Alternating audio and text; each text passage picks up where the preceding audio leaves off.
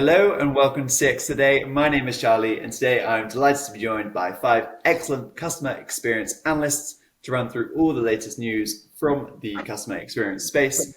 And yes, today I'm delighted to be joined by Zeus Caravala, Principal Analyst at CK Research, Liz Miller, VP and Principal Analyst at Consolidation Research, Michael Fawcett, Founder, CEO and Chief Analyst at Arian Research, and Derek Top, a Senior Analyst at Opus Research, and Finbar Begley, a Senior Research Analyst at Cavell Group.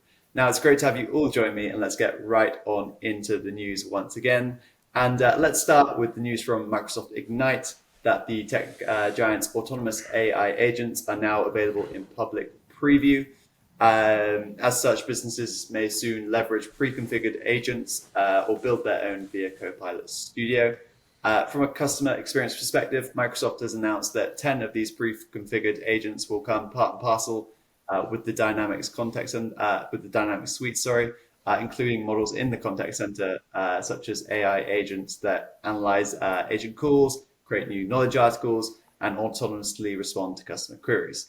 So given all of these examples and the many others shown at Ignite, it would be great to hear kind of all of your thoughts on the impact that Microsoft's agentic AI mission could have on the customer experience space.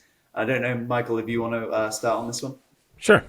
I mean, it's becoming the standard, I guess, because of all the other announcements from many other vendors, and not Salesforce, certainly not the least of that, with Agentforce and their world tour event last week too. So, but I think it's a natural evolution of where we were with generative AI over the last 2 years, right? We had something that created things, and then all of a sudden we realized it could do things, and that's a better outcome. So now we're connecting it to other systems and having it do things. So, I mean, it's a good experience for using a chatbot, certainly better than anything we had before.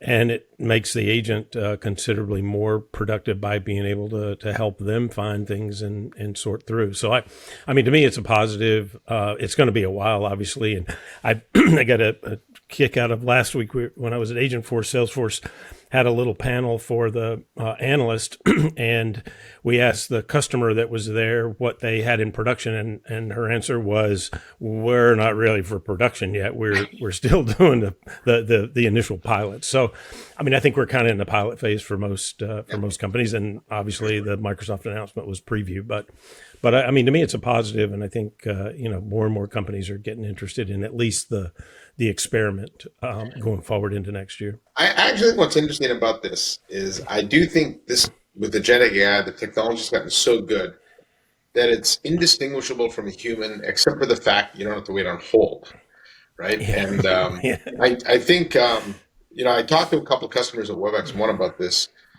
And I asked them, I said, do you foresee a day where customers would actually prefer the virtual agent to a human agent because you don't have to wait on hold, you probably have information faster? And they both immediately said no.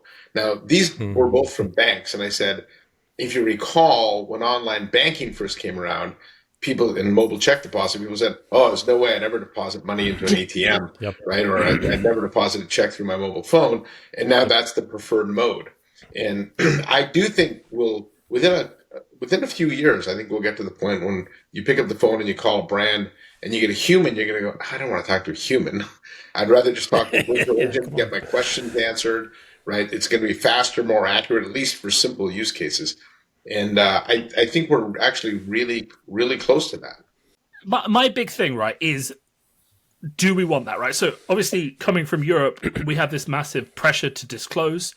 So the first thing that's going to happen, you're going to call up that company. They're going to say, you're talking to an AI agent. Is that okay?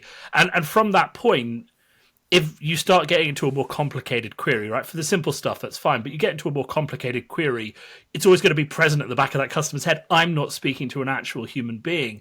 And I think that is going to be the pressure that actually changes. It's not going to be about what we can do, because we're not doing it yet, but give it 2-3 years, these technologies are going to be in loads of big customers, banks. It doesn't matter. Yeah. Microsoft are doing it. You trust Microsoft, right?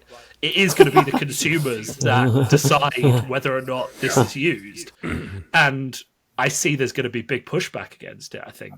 No, but I don't mind doing a mobile deposit, but if I'm doing a mortgage, I still talk to a person, right? It's Right. I did It clarify. depends. I think that's true. And the use cases, more people accept them.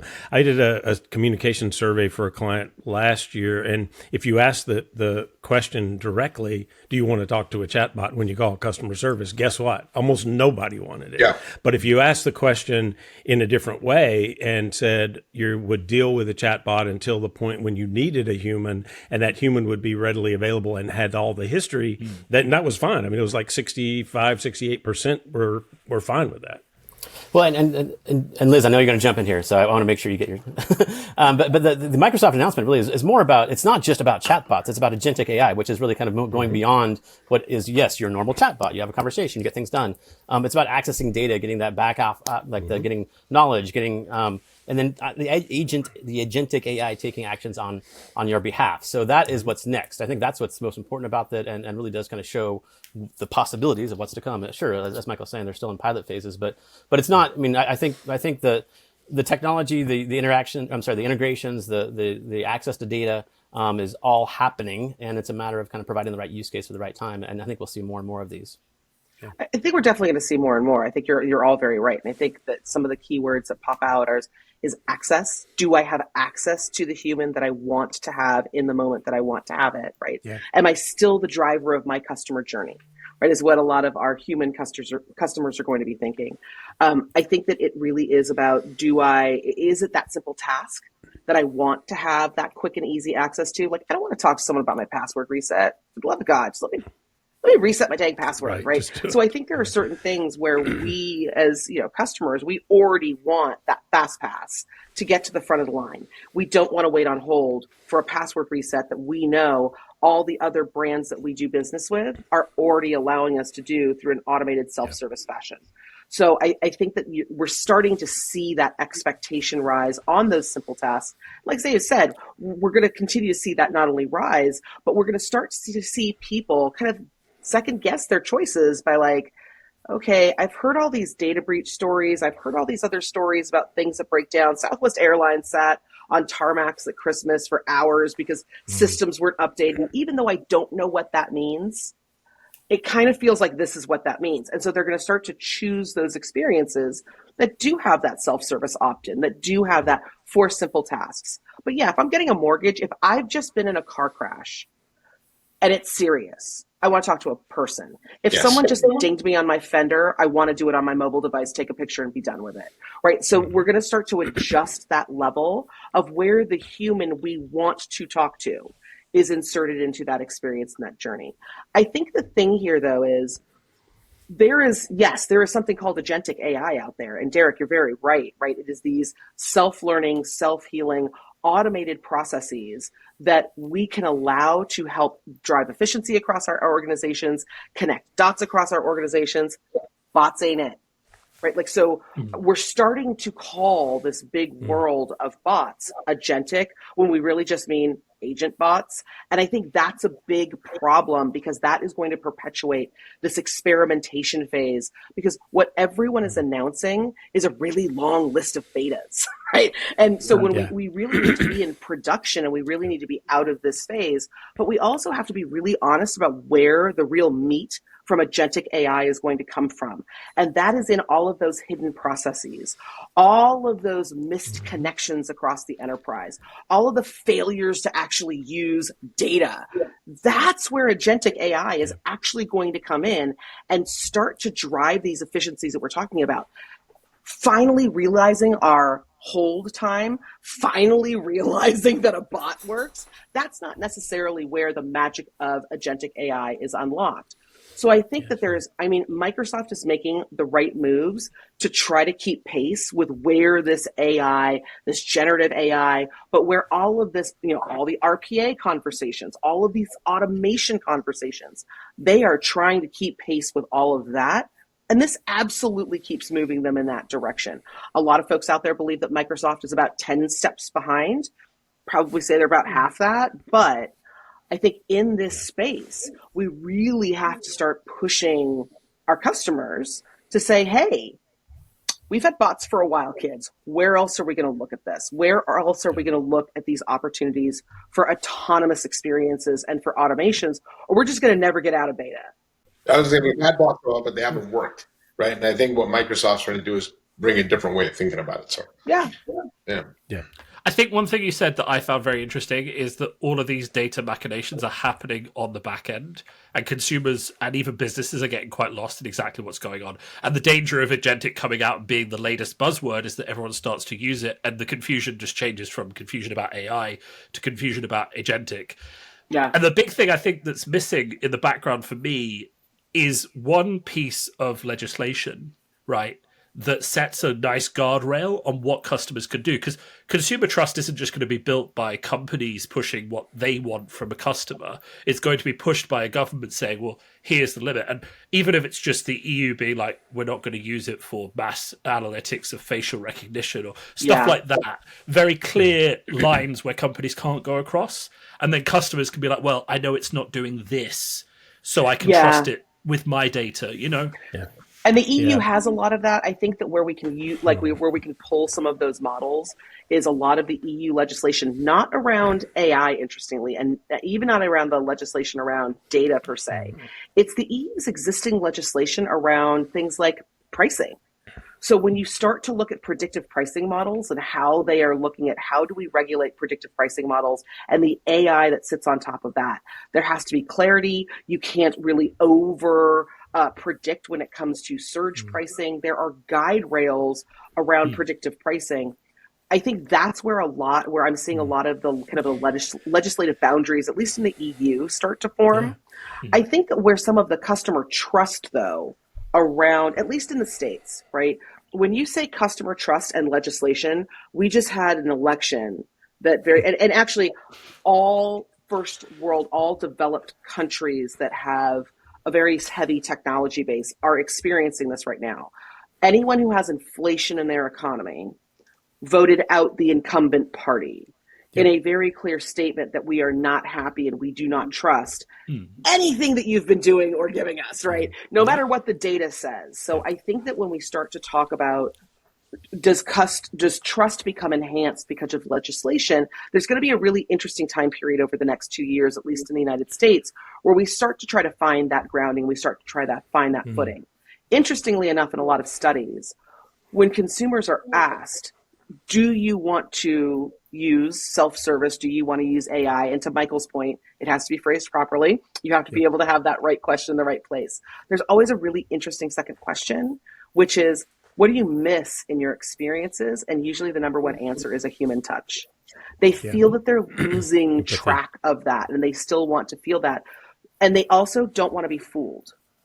Yeah, so if you have a customer who doesn't want to be fooled and wants to have a human touch, we're going back to what Zeus first said when we kicked off this conversation, which is, I want to be able to do these simple tasks, but I also want to bounce out, right? Like, I want to be able to have that human touch. I want to be able to say, I'm in a moment of panic and need.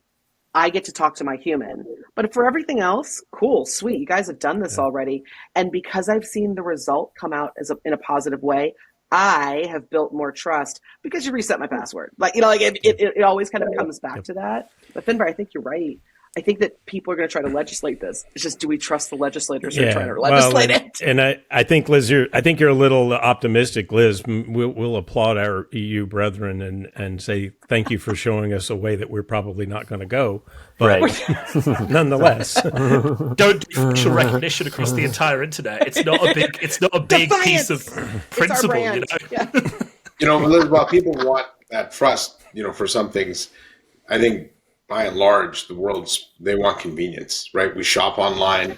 If you call and book a reservation at a hotel using a person, you still want that email confirmation, right? Which is why you do it online, because you have more control. And so I just think that, the reason I think the virtual interfaces and the self-service tools haven't worked is because, frankly, the experience don't work. Bad, right? They didn't work. That's exactly right. And so I do think agentic AI can connect the dots a lot faster than people can. And so if they're built properly, you would assume that using a virtual agent would give you like no hold, but then more accurate information than a person can, because people just can't connect the dots that fast, right? It's like it's just a matter of where the technology is. But then I think when you do want to zero out and go to a person, that person would now be more informed and less burdened, But because the interesting thing is that I think Yeah. that line where you decide where you want to zero out, that's going to fluctuate wildly between Yes. every single interface. And like we have seen in our market before, we don't do well with wild fluctuation of individual choice.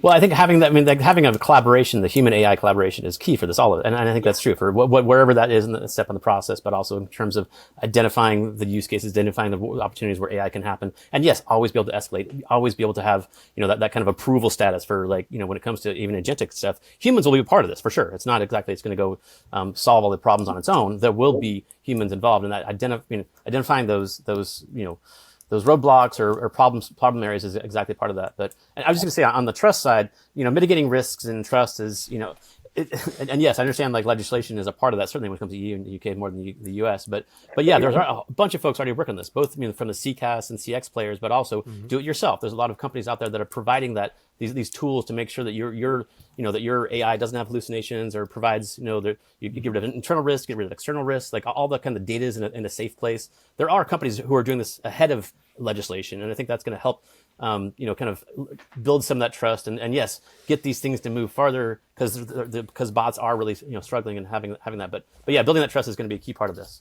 Yeah. One of the interesting aspects of this is what this does to the revenue models of the CCaaS pure plays, right? In fact,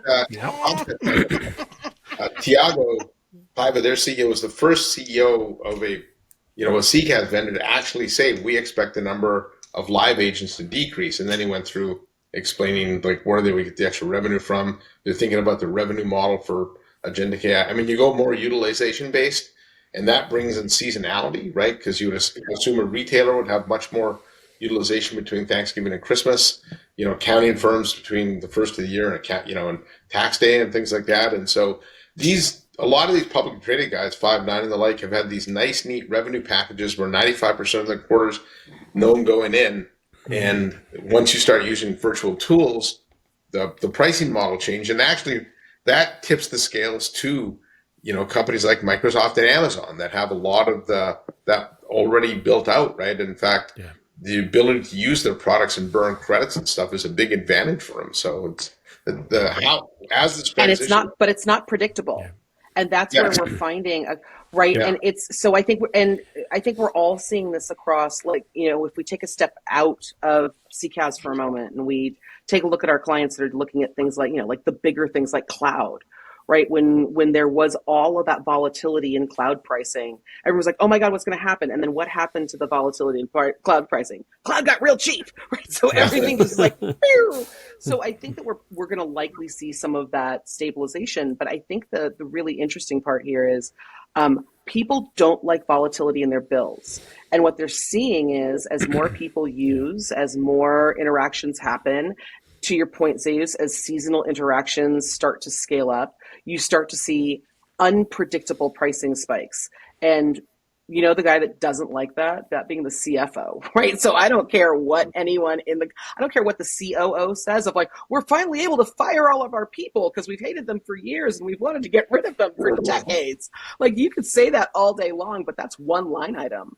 When all of a sudden you have to have all of these interactions, and now they're saying, oh, well, now we can let other departments use this. Oh, now we can let other functions. Sales can use this. Are we firing everyone in sales too? Because no one's saying that, right? Yeah. So all of a sudden we're getting this agentic AI bill that's like 93,000 fungible credits. And you're like, whoa. Let's bring back the people. They were predictable. And so I think it's got to level out somewhere. There's three really interesting things on that. So the first is, I've heard of loads of POCs that have died the second they figured out what the bill would be to actually run it at a large scale. Yeah. But two things I think have been quite interesting in my discussions recently. The first is a load of service providers being like, we're going to predict how much you need. and they're selling a package, and they're evening out over the entire year, right? So the channel is stepping in there and saying, here's your monthly bill, and it's going to surge in December and it's going to drop a bit in the summer, and that's okay. And I think the other thing is, obviously, a lot of these AI things are now turning to cached queries. They're turning into predicting the actual queries that are going to come through. And I know that ChatGPT is offering large discounts on queries that have been repeated. Massive. So we're getting 80% or something. So the industry is starting to correct itself to predict where the demand is coming from and therefore reduce the cost down in making it more predictable. And the channel's doing what it always does, which is figuring out what its customers need and making a really nice package that they can actually sell to people. Yeah, I mean, it's not a new idea, right? We've solved this before. Same I mean, with minutes, I don't right? pay my utility bill on the variation every month. I pay a same fee every month, and then one month out of the year, it's either really good or really bad. But the rest of the time, it's single price. And I suspect you're going to see a lot of that. But I also think you're going to just see it starting to be part of what you do. And I think we're already starting to see some vendors, but we're already starting to see some customers start to expect this, where it becomes but in your keynote, you just said that AI was going to finally solve and connect all these things that y'all said that couldn't have been connected before. Why am I paying for that? Because you've been telling me for the past 5 years, I've been able to do it, and my contract's about to come up. So I think to the point of, this is the funny thing about AI is that, yes, it solves a lot of challenges and it solves a lot of problems. It also reveals where there are a lot of cracks in our processes and our operations. It has revealed a whole lot of bubblegum and duct tape that we've all been like, right. That's a good exercise in itself, right? Exactly. It's a great exercise, right? And if you want to talk where you're actually getting efficiencies, where you're actually getting this operational flow through, how about our systems finally connecting, or a data actually finally, revealing some results here? But that's expensive, because it's also revealing a whole lot of technical debt that we are still trying to pay down, right? There's a whole lot out there that AI is revealing. But I think the number one thing it's revealing is all the companies that are going to go belly up. And I know we're going to talk about that in a second. But wow. Good transition there, right? That is a good transition. That was the perfect opportunity for me to come in. So appreciate that. Appreciate that, Liz. But lots of great talk, actually. On the pricing point, it's interesting actually to see Zendesk completely changing its model quite recently. But we won't go into that. We will talk about some other news, as you mentioned, Liz, and that is that Afiniti, a contact center AI platform best known for its routing solutions, has filed for Chapter 15 bankruptcy in the US. And it'll be great to hear kind of what you will make of this news and whether you think perhaps it's a warning sign for the industry, as Liz maybe just alluded to. Zayas, I don't know if maybe you want to kick this one off? Yeah, I mean, clearly when it comes to, I think, Liz sort of alluded to that, but that when you look at the overall CCaaS or CX space, there are way too many suppliers, to give demand. If you think about just how this industry's evolved, right? Back in the day, we had all the traditional on-prem contact center vendors, and then a bunch of cloud companies kicked up, right? Like, Five9, Talkdesk, all those, and then over time, the UC vendors said, well, we want a piece of that. So we're all going to add contact center to our portfolio as well, right? And on Zoom's earnings call last night, they said they added a 20,000 seat contact center, right? So they're trying to disrupt it. And then because of AI, Cognigy, Unifor, right? All these companies, Core AI have also entered the space. Then there's all the companies that build these digital things that kind of sit alongside contact center, Verint and companies like that have decided that they're going to now try and control more of this, as well as the ServiceNows and the CRM vendors. And so there is a way more supply than we need right now, and some rationalization is needed here. So I'm expecting over the next couple of years you'll see some good M&A activity. I think that's healthy for the industry. If you look at most mature markets, you do settle down to a couple of big vendors and some smaller alternatives, and that hasn't happened here yet. And I think we're actually long overdue. One of the aspects that's kind of kept these install bases alive, though, is just switching out your contact center vendor is very difficult, right? There's a lot of processes and things you have to go through. But I do think we're way overdue for it in this industry. Yeah. Yeah, I mean, I think in the specific, Charlie, the Afiniti case, though, is kind of a little bit of a train wreck that that collapsed on itself. Recovered, right? I mean, to be honest, right? I mean, you had the scandals and then the myths around generative AI, and not that their solution isn't good, but it's the old way now, and it was very innovative when they brought it out, but not so much now. Yeah, and I think it's always been a partial product. It wasn't part of the complete solution. Yep, I think. fair point. And as routing or routing has become more taken over by CCaaS or multiple players, as Zios was saying, I think that's just going to you crowd you kind of make yourself obsolete based on that, and that's going to create a dead end. So, and then as budgets move more towards Gen AI and you're not actually keeping up with that from a product standpoint, it's going to be tough going for folks like Afiniti. Yep. I find it interesting because you've got two kind of branches of the market here. In my mind, you've got the UC guys who are selling UC plus to all the small companies, right? They're actually going to do quite well because they've been selling voice for years. They have stable customer bases and their customers don't want complex solutions. So they're actually going to be happy selling CCaaS. Then you've got the big guys who are selling the cloud, scalable, everything. And they're pumping tons of money into R&D and development. And they're doing very well on their R&D and bringing out really interesting stuff. Then you've got this group in the middle who aren't doing R&D as well. And they're trying to sell complex solutions, but they don't compete with the big guys well enough. And they're not trying to sell something simple that the UC channel and the comms channel can just eat up and sell as an add-on. And what happens to them, right? Because they don't actually have a niche. There's a model for this. I mean, shockingly, and I understand that in contact center, we really love to believe that as the most special unicorn in the stable of unicorns, this has never happened before. But I mean, look at the marketing automation space. Look at the MarTech space as a whole.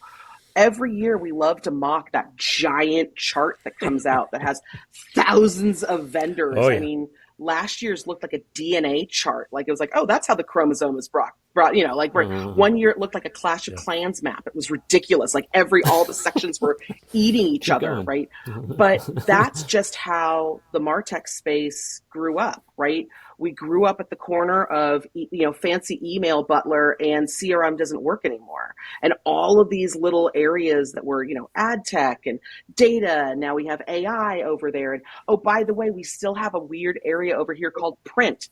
That's just the marketing technology landscape. That's how it's grown up. Mm-hmm. That eating itself, that cannibalization across all of those vendors, the consolidation, that happens, and it happens in fits and starts. When it happens the most is when money is the cheapest. When cash is cheap and you can burn it at the fire, you have the big players or even the mid-sized players consolidating, to Zeus's point, in that M&A motion that replaces kind of the R&D focused innovation cycle. Yeah. It says that's really expensive. So we're actually going to cut back on that. Money is cheap, so we can go buy 3 companies, and that makes us look more whole. So you then have this big giant in the middle that's there in that MarTech stack. But here's the funny thing. None of those 3 things that you bought actually foundationally build into your solution. So now you have to ask your customers to go get this other weird section called the SIs, right? And so this motion happens, and we're seeing it happen in CCaaS right now. We're seeing it happen across both CCaaS and UCaaS, and now we're seeing the two collide towards each other. So we've got the chaos of consolidation in 2 spheres now heading towards each other. When something like that happens, when 2 massive spaces head towards each other, you're going to get casualties in the middle. And the casualties that are going to go first are the liars on the outset. So when you have an organization that can only sell through flashy demo, and that flashy demo never actually materializes, I like that analogy. Like basically, it's becoming a black hole. We're all getting sucked into it, and ultimately, on the outer edges of the folks that are going to get there. It's the folks with the most mass that are going to be. But I think that begs the question. Then how can you? And if you don't have all that cash, you don't have the free money that you're talking about. Like how from a leadership standpoint or from a directional strategic standpoint, what can you predict as this ecosystem does start to collapse on itself and eat its? Yeah. I think that's a big question for Afiniti. It's value delivery. Right? And when you look at what Afiniti is going to do, because what they've, and it's also you have to understand what they've filed, right? It's protecting their assets and protecting their core assets in the U.S. from their foreign bankruptcy proceedings, right? And so they're looking to reorg overseas. They're going to reorg in Bermuda. Congratulations. Good luck on trying to shelter more cash there. You have to do it somewhere. Yeah, you got to do it somewhere. So, you're going to protect, you're going to, shield your U.S. assets as you're going through this reorg.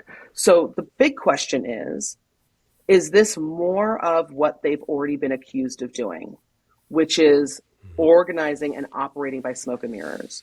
Or is this a shift change where they're going to really start delivering on what their customers have been buying?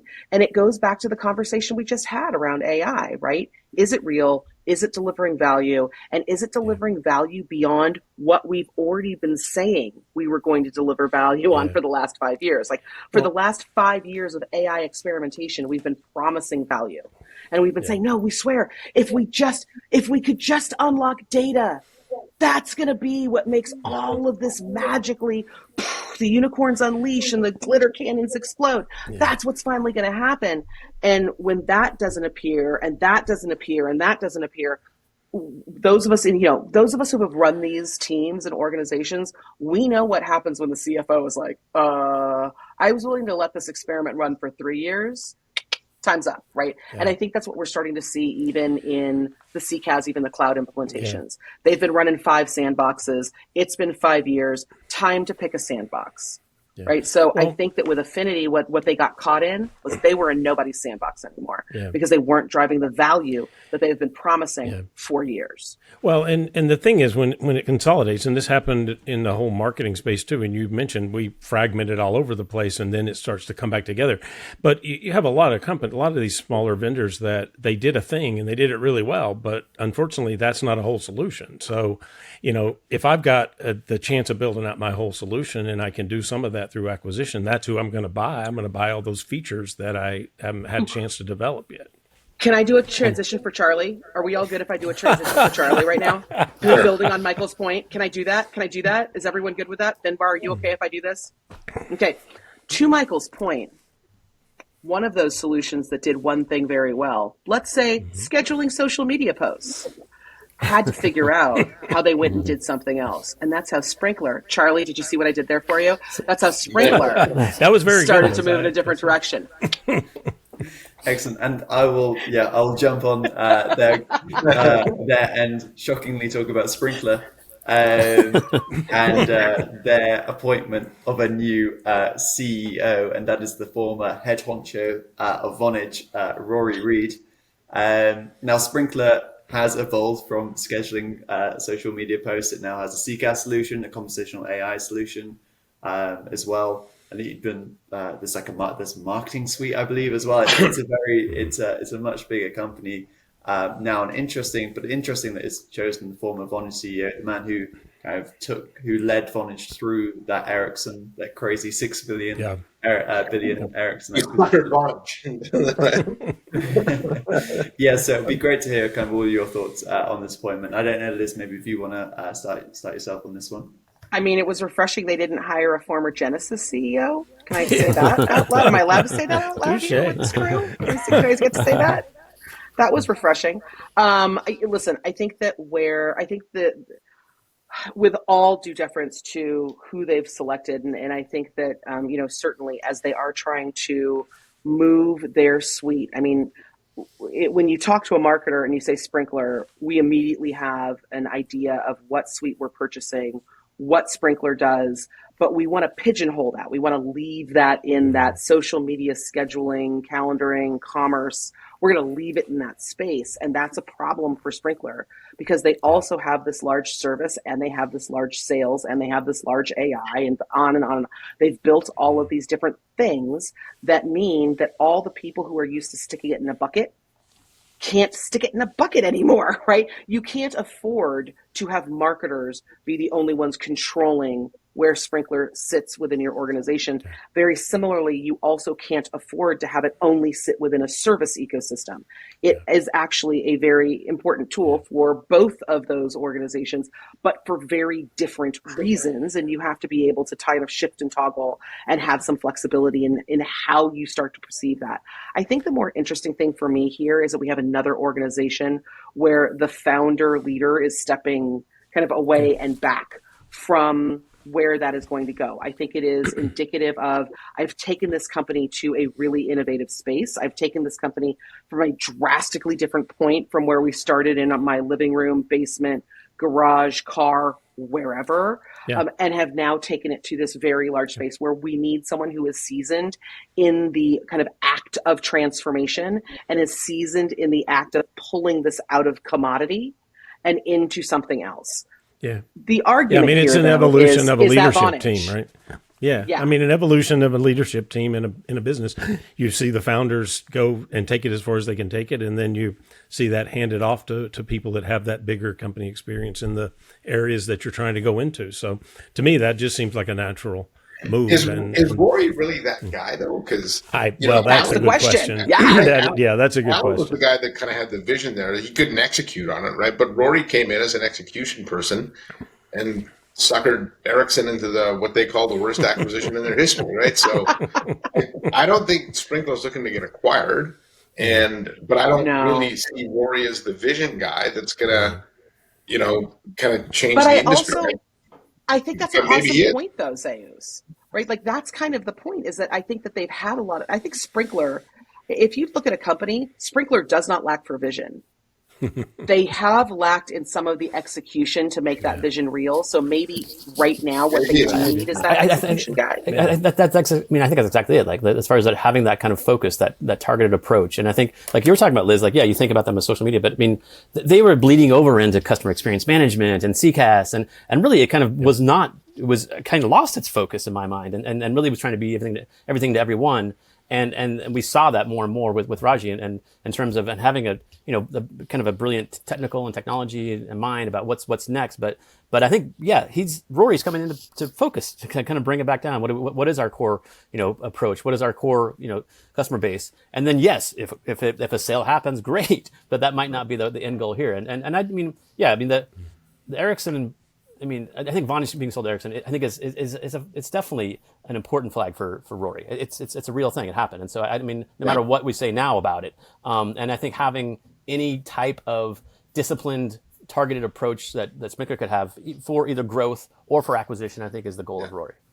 And Rory did his job, right, on the Vonage. For the Vonage, right, exactly. No, and he definitely did his job. And it wasn't just Vonage. He was with Dell, and he's with other folks too. So it hasn't been just Vonage. So I think there is I think enough of a pedigree there that Sprinklr is in good hands. But we'll see. Yeah, and I think they've had a lot of really good kind of like second in commands.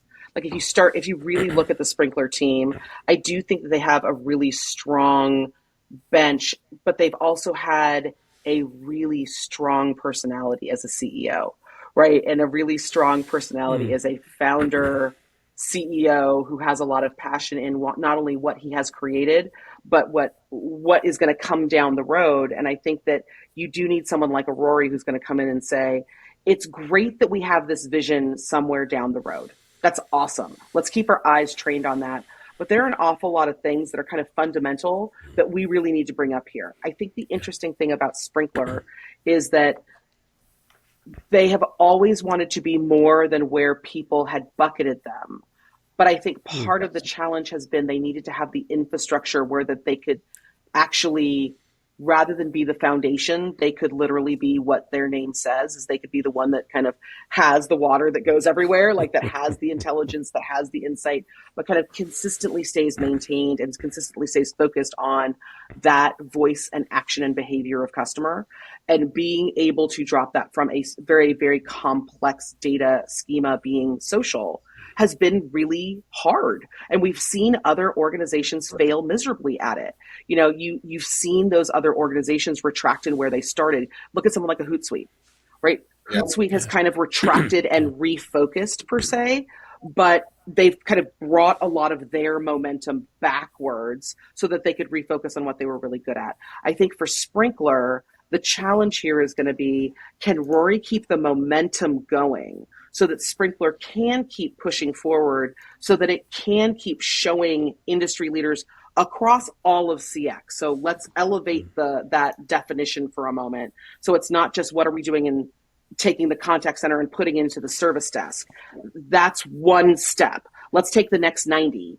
And how does that social interaction that on a social service side we have really connect with what the social interaction and the social engagement that we're having on a marketing or on a sales side? Because I can't tell you how many times I've had an interaction on social where it has been, primarily a marketing branding exercise, maybe even, like a marketing engagement where I actually answered a sweepstakes question where they're like, oh, tell us your blank. And so I'm like, okay, I'll tell you. Great. This is like it was for an airlines. And they were like, tell us where you're flying, tell us where you're dreaming of your next trip. And I was on an airplane. So I posted like, I'm on my next trip. Like I'm dreaming of getting off this plane. Sorry. And so it was like a super snarky sweepstakes answer. And I posted a picture. And so the marketing people were like, oh my God, that's so funny. You get, so many miles dropped into your account. That was awesome. But as that interaction was happening, social service jumped in, be like, what can we help you do? You're one of our top flyers. We're so sorry. Oh my God. Like, please flog us until we get it right. And so I was having these two competing conversations because the conversations were being owned by two different departments. Mm-hmm. And that's the problem when it comes to those types of social, digital, CCaaS run, marketing run, sales run conversations. What Sprinklr is trying to do is smooth that out. So the question becomes, I think that bringing in someone who has that Vonage, has that Ericsson, yes, has that comms foundation background, starts to help them understand, hey, it's not about all the channels. You guys have all of that. It's about that communication. How do we smooth that action down? The question becomes for Rory, once you've fixed that, how much longer are you going to stay there? Like, is this a temporary stopping point for him? Is this right, like he's going to go on and fix another problem and someone else is going to come in, or is he in that for the long haul? Is any CEO in for the long haul anymore? How about replacing him with AI? Like, where's that conversation going to start? But I do generally think that that's funny. I was saying like we didn't. Problem. We haven't actually mentioned AI with Sprinklr yet, which is, of all things. They do say they are an AI company, just like everybody else. Who doesn't? Who doesn't? But yeah, I mean, as far as like kind of that being, showing that potential of what's next, really showing that kind of growth strategy, that kind of trajectory. That's what he's there for. And then whatever that arc, how long that is. I mean, if it's an acquisition or not, I think that's what it's going to be. So. And I never really thought about Sprinklr. Like they should lean into that, like spreading CX or something like that. Like have some kind of really like take the Sprinklr thing further. But yeah. Well, they do have the opportunity to disrupt, right? Like they don't have the big legacy. Totally. They do, and that is kind of in their in their culture too. When like as you in their New York office, there's really kind of a bleeding edge quality to a lot of things that Sprinklr is doing, and so so I think like having that, and especially like from a branding, from a marketing standpoint, I think there really is that edge and coolness that I think could be shown, and also they're obviously in their revenue and their growth. So. We'll get there. But isn't it funny that the disruptors, there are a couple disruptors in the market that, we're seeing right now. I mean, you look at someone like a Sprinklr, absolutely. I think it's a great point. But you also look at folks like a user testing, right? That's coming up out of the qualitative research space. And you have all these quant guys sitting over there like, we run surveys. No, we're CX management. You're like, really? So now all of a sudden, you have kids coming out of the voice, you have kids coming out of, you have these established players in those areas, out of research, out of UX, out of UI, now all of a sudden saying things like, well, we got surveys too, and we can actually do something with them, right? Like there are some really interesting conversations that are going to happen where all of this starts to consolidate, right? You can gut check your AI, you can gut check your campaigns, you can gut check all of your social by running it through a really easy to use human interface user panel, right? That you don't have to wait a month to get back in focus grouping. So I think there's a lot of disruption that's about to happen. A lot of it's going to be coming from human voice interaction, which I think is also very funny. But I think reality, right. But again, you also run the risk of being the guys we just talked about in the middle. Right, the ones who are 10 years later that are filing for bankruptcy because they didn't make the glitter cannon happen. Exactly. I mean, it's funny that we think of voice of the customer as some kind of new disruptive type. A disruption, right? Right. But again, if you couldn't make it work the first 10 times, let's try it this way. Yeah, but now we have agentic AI that can go do it for us. Oh, Michael just brought this conversation full circle. What the heck? Come on, man. Yeah, but until recently, we couldn't make voice part of our data set, right? Exactly. Right? But now we can't. And that's the big difference. Yeah, exactly. Yep, that's exactly. Excellent. I I dare was say it's waiting for agentic. my cue to jump in there for transition time, but I think maybe that's a good note to end on. And I will say, throughout each of the topic, that disruption was kind of a key was a key theme that ran through, and it's going to be a fascinating few months ahead across the space, whether that's God, into yeah. agentic AI or more bankruptcies, hopefully not. And more CEO appointments too. But yeah, it's been a fascinating chat, and I think that's a great place to end it. So thank you very much for all of the our expert analysts for joining me today, and thank you all for watching too. Bye for now.